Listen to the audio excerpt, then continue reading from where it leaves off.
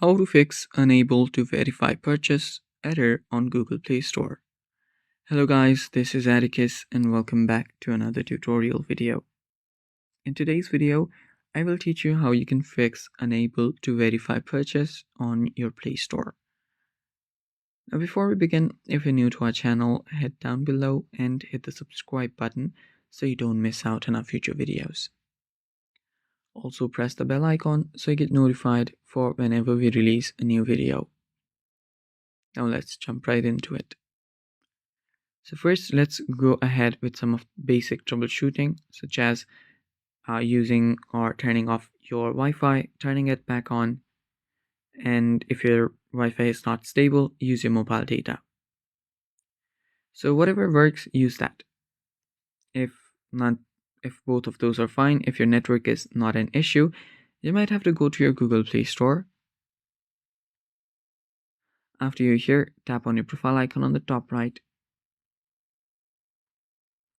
There you'll find payments and subscriptions. Tap on that. Then you'll find payment methods. So what we're doing here is we are trying to check if everything is up to date, including expiration dates, billing addresses, and zip codes. So verify your payment method and check if everything is good.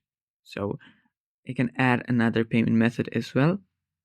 So just verify that everything is fine.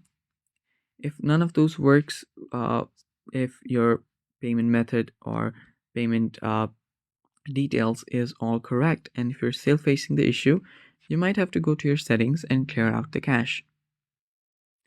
Go to settings, and from settings navigate to apps.